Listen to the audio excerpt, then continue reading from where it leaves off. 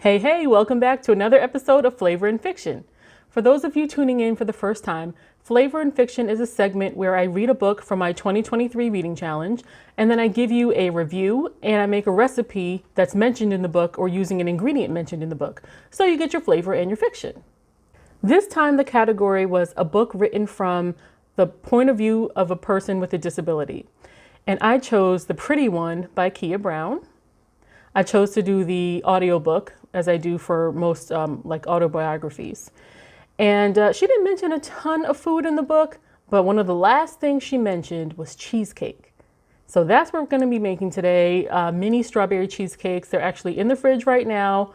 I'm going to take them into work to share with my coworkers, but first we're going to do a little taste test. But before we do that, let's dig into this book. So Keah Brown is a disability rights advocate, and she's also the creator of #DisabledandCute. It's a viral campaign, so be sure to check that out. And in The Pretty One, which is like an autobiographical group of essays, she reveals the struggles that came along with growing up with cerebral palsy. Growing up, running around with the other kids, she started to realize that she couldn't run as fast or as far as them, and she had some difficulty with some motor skills with her hands. Her health challenges started to become more evident as she, grew into a teenager. And to make it all worse, she had a twin sister that she thought was just beautiful and perfect, and everything seemed to come easy because she did not have cerebral palsy. So being that it's a twin, because siblings often compare themselves, but with a twin where it's literally, you can see yourself if you were this, if you had this. And so it was really hard for her not to compare herself to her sister. And it led to a lot of bitterness and just a bad relationship between the two of them for a little while, just because she had to work through her own feelings. And being a fan of, TV and movies, she became quite the romantic. And so she desperately wanted her first relationship. She had a ton of crushes, but the only time boys seemed to pay any attention to her is when they were trying to get her to put in a good word with her sister. So that just helped grow the animosity, and it really just started to wear on her self-esteem and her self-image. It was hard for her to lose a sense of autonomy because she needed her mom's help or her sister's help to do some of the most basic things. In fact, she talked about the day that she was able to put her hair in a ponytail by herself for the first time, she rejoiced. It was such an accomplishment. So that just gives you, just a little taste of how difficult some things were for her. She really focused on what it meant to be Black and disabled in a white and mostly abled world. How people didn't really consider her or people like her. A lot of things weren't set up for her to enjoy. People just assume, oh, well, everyone will be able to use this. Everyone can, do this. Everyone can walk here or do that. And they don't give a lot of consideration to people that need some extra assistance.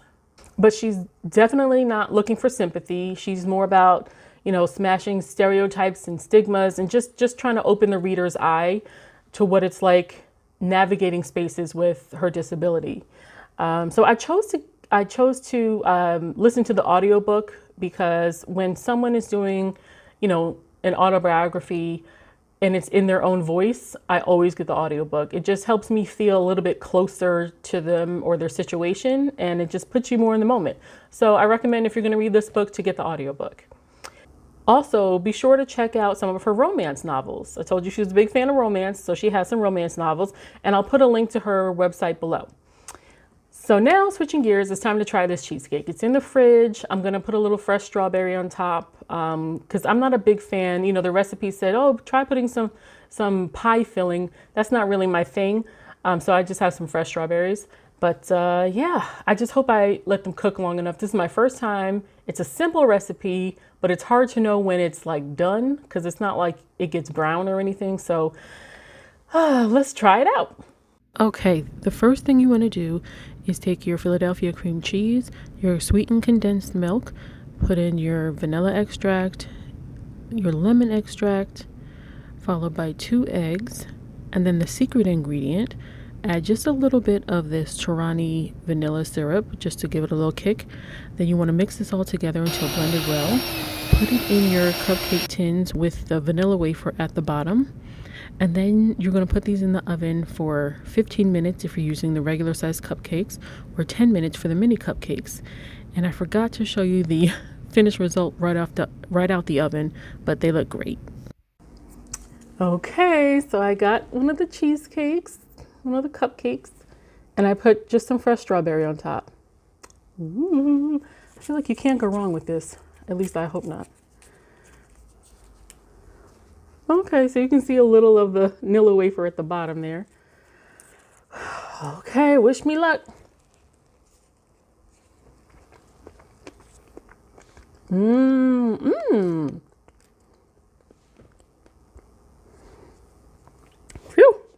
Perfect consistency.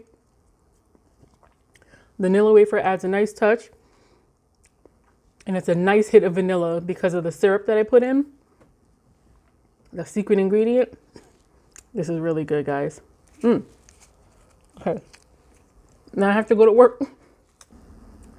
So as you can see, the recipe was a success.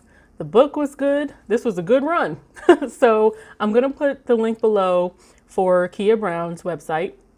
I'm also going to write the recipe in the description box below. And yeah, be sure to try them both. Tune in next time. Happy reading and happy eating.